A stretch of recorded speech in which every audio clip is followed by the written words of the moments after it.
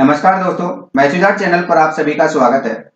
दोस्तों, last video में हम बात कर रहे थे साधारण ब्याज के बारे में। आज हम साधारण ब्याज के अंतर्गत जो किस्तों वाले क्वेश्चन है, यानी कि इंस्टॉलमेंट या फिर भुगतान के रूप में जो क्वेश्चन बनते हैं उनके बारे में बात करेंगे। ठीक है दोस्तों, तो किस्तों से रिलेटेड जो क्वेश्चन है उसमें किस प्रकार से आपको क्वेश्चन पूछे जा सकते हैं उनके बारे में बात करेंगे। तो सबसे पहले स्टार्ट करते हैं फर्स्ट क्वेश्चन। तो फर्स्ट क्वेश्चन दे रखा है आपके सामने स्क्रीन पर। यदि कोई ऋण साधारण ब्याज की 10% वार्षिक ब्याज दर से 5 वर्ष पश्चात 1200 रुपए देय हो तो प्रत्येक किस्त की राशि कितनी होगी। तो दोस्तों, यहां आपके सामने किस्तों वाला क्वेश्चन दे रखा है। इसको सोल्व करने से पहले सबसे पहले इसके बेसिक के बारे में बात करते हैं। मान लेते हैं दोस्तों, कोई वस्तु है 800 रुपए की, कोई वस्तु है, ठीक है। यदि कोई कैश पेमेंट करता है यानी कि नगद भुगतान करता है तो कितने रुपए चुकाने पड़ेंगे? 800 रुपए।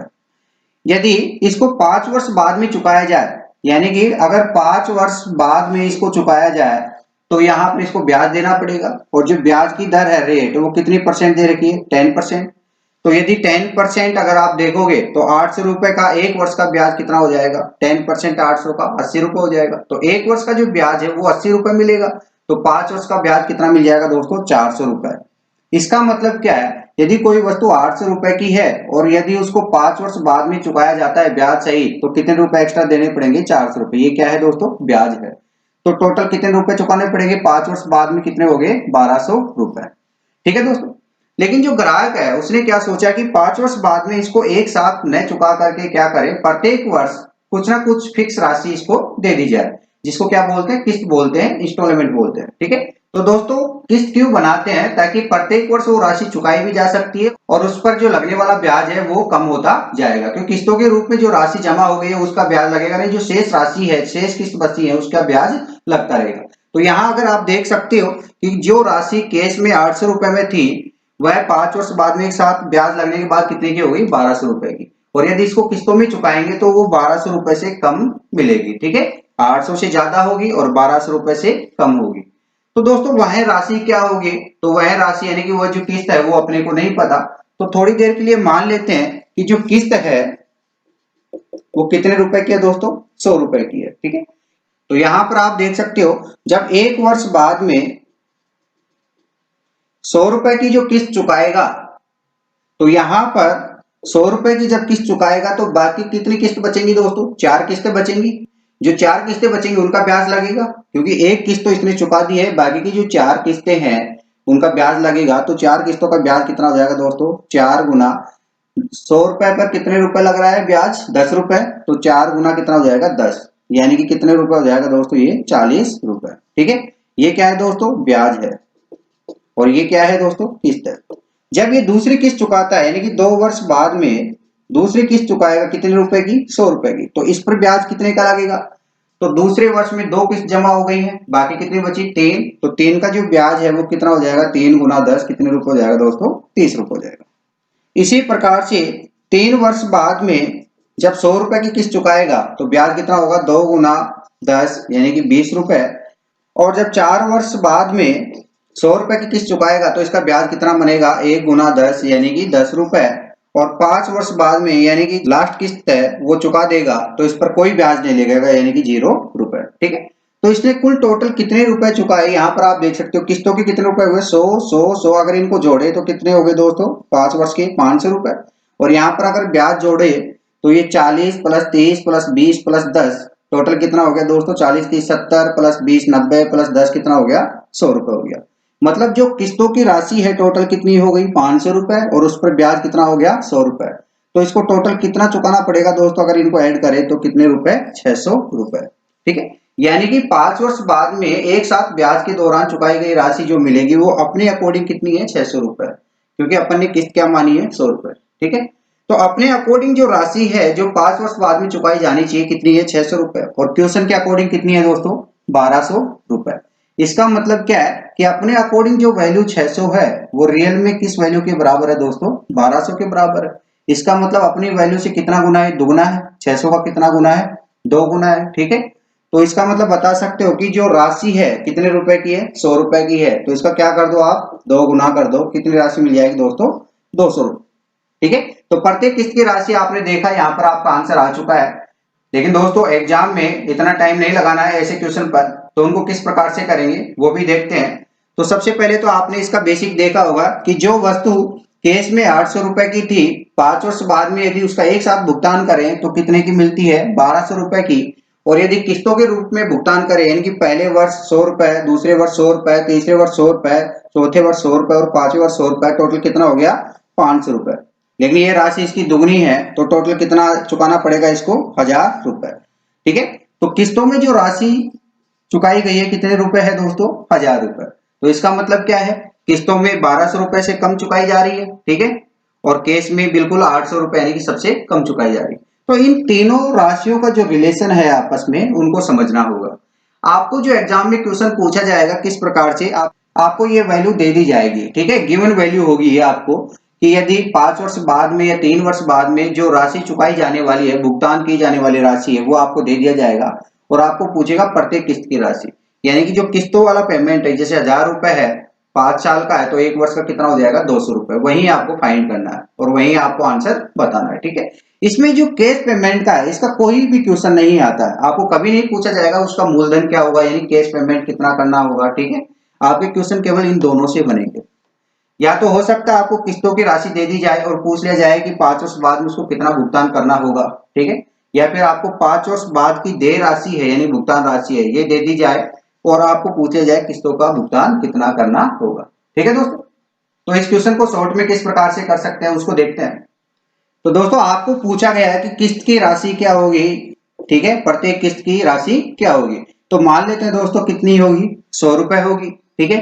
यदि प्रत्येक किस्त की राशि 100 रुपए है, तो 5 वर्ष की किस्तों की राशि कितनी हो जाएगी दोस्तों, 5 वर्ष की बात करेंगे तो किस्त कितनी हो जाएगी, 500 रुपए। और अगर ब्याज की बात करें तो ब्याज कितना होगा दोस्तों, 10% है। तो 10% का ब्याज 5 वर्ष के लिए पूछा है, तो क्या करो, इसमें ऐड कर दो 1 + 2 + 3 + 4। ठीक है। यानी कि 5 से एक कम 4 तक आप इन संख्याओं को ऐड कर दो, 1 2 3 4, 1 2 3 + 3 6 + 4 कितना हो गया, 10। 10 × 10 कितना हो गया दोस्तों, 100। ठीक है।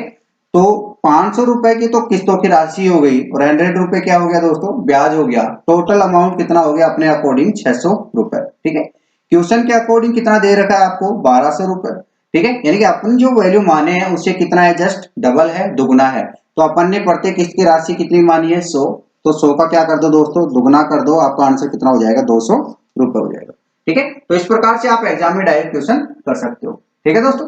अब बढ़ते हैं नेक्स्ट क्वेश्चन की ओर। दोस्तों सेकंड क्वेश्चन दे रखा है आपके सामने स्क्रीन पर। कोई ऋण साधारण ब्याज की 4% वार्षिक ब्याज की दर से 4 वर्ष पश्चात 848 रुपए देय हो, तो प्रत्येक किस्त की राशि कितनी होगी। तो देखिए दोस्तों इस क्वेश्चन में जो 4 वर्ष पश्चात देय राशि है कितनी है, 848 रुपए। ठीक है। ये कितने वर्ष पश्चात है, 4 वर्ष पश्चात। और यहां पर आपको रेट दी गई है, रेट कितना है, 4%। ठीक है। 4% वार्षिक ब्याज की दर है। तो यहां पर आपको पूछा है प्रत्येक किस्त की राशि क्या होगी। तो ठीक है, अपन मान लेते हैं अपने अकॉर्डिंग प्रत्येक किस्त की राशि कितनी है, 100 रुपए, यानी कि 100 रुपए की क्या है, किस्त है। ठीक है। तो 100 रुपए की अगर एक किस्त है तो 4 वर्ष की टोटल कितने हो जाएंगे दोस्तों, 400 रुपए। ठीक है। यदि इसका ब्याज की बात करेंगे तो ब्याज कितना होगा, यहाँ पर रेट कितनी है, 4%। तो 4 को आप किससे मल्टीप्लाई करोगे, 4 से एक कम यानी कि 3, 3 तक ऐड कर दो, 1 + 2 + 3। ठीक है। यदि इसको आप सोल्व करोगे, 1 + 2 3, 3 + 3 6, 6 × 4 कितना हो जाएगा, 24 हो जाएगा। तो यहाँ पर जो ब्याज मिला है आपको टोटल कितना मिलेगा, 24 रुपए। ठीक है। और टोटल किस्त कितनी है, 400 रुपए। तो इसको जो अमाउंट चुकाना पड़ेगा 4 वर्ष बाद में, टोटल कितना चुकाना पड़ेगा एक साथ, यदि किस्तों में नहीं हो तो कितना होगा, 400 + 24 कितना हो जाएगा, टोटल 424 रुपए। अपने अकॉर्डिंग 424 रुपए इसको चुकाने होंगे, लेकिन क्वेश्चन के अकॉर्डिंग कितने दे रखे हैं, 848 रुपए। यानी कि रियल में जो वैल्यू है कितनी है, 848 रुपए। आप इसको देख रहे होंगे 424 का ये क्या है, जस्ट डबल है, यानी कि दुगना है। ये इसका क्या है दोस्तों, दुगना है। यानी कि अपन ने जो वैल्यू अज्यूम की है, जो वैल्यू मानी है, उसका क्या होगा, दुगना होगा रियल वैल्यू। तो यहाँ पर अपन ने किस्त क्या मानी है, 100 रुपए। तो 100 का क्या कर दो दोस्तों, दुगना। तो आपका आंसर कितना हो जाएगा, 200 रुपए। ये आपकी किस्त आ जाएगी। ठीक है दोस्तों। अपन ने जो वैल्यू मानी है कितनी है, 100 रुपए। और जो रियल में वैल्यू है वो क्या है, जस्ट इसकी डबल है। तो 100 को क्या कर देंगे दोस्तों, 2 से गुना कर देंगे तो आपका आंसर आ जाएगा 200 रुपए किस्त। ठीक है, तो यहाँ पर प्रत्येक वर्ष चुकाई जाने वाली राशि जो है, जो भुगतान की जाने वाली राशि वो कितनी होगी दोस्तों, 200 रुपए होगी। इस प्रकार से आप क्वेश्चन कर सकते हो। अब बढ़ते नेक्स्ट क्वेश्चन की ओर। नेक्स्ट क्वेश्चन दे रखा है आपके सामने, यदि कोई धन साधारण ब्याज की 7% वार्षिक दर से 4 वर्ष पश्चात 2210 रुपए देय हो तो प्रत्येक किस्त की राशि कितनी होगी।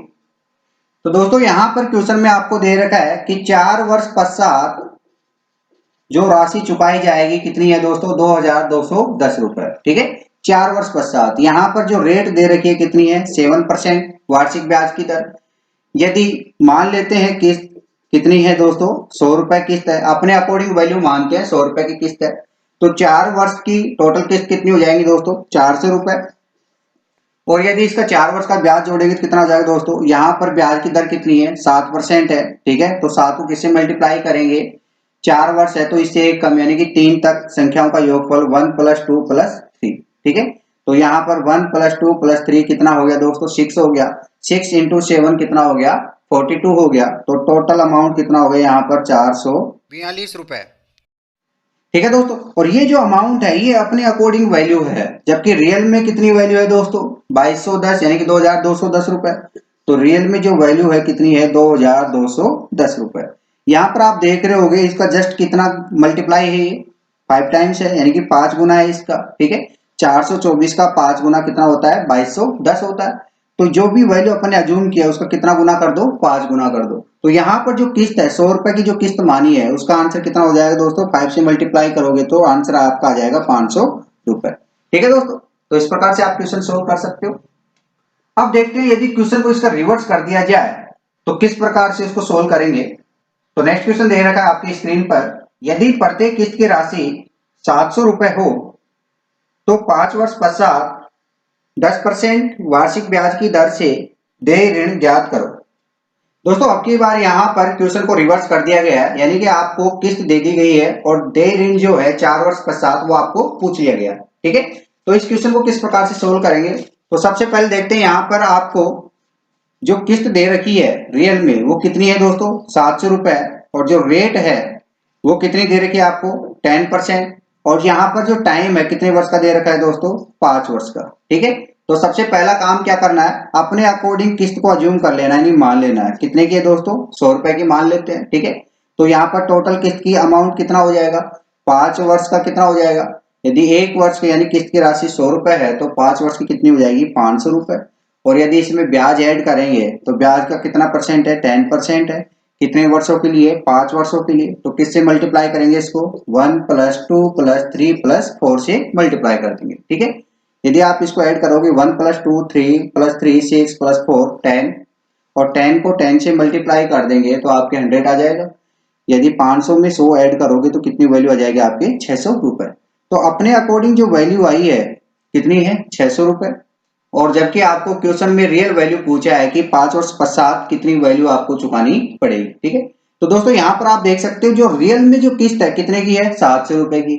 और अपने अकॉर्डिंग जो किस्त है कितने की है, 100 रुपए की। यानी कि 100 रुपए जो है वो रियल में किसके बराबर है, 700 के बराबर है। ठीक है दोस्तों, तो 100 का कितना गुना है ये दोस्तों, 7 गुना है। ठीक है, तो जो वैल्यू आपको चुकानी पड़ेगी 5 वर्ष पश्चात वो जो 600 है वो अपने अकॉर्डिंग वैल्यू है। रियल में कितना गुना होगा इसका, 7 गुना होगा। तो आपका आंसर कितना हो जाएगा दोस्तों, 4200 रुपए।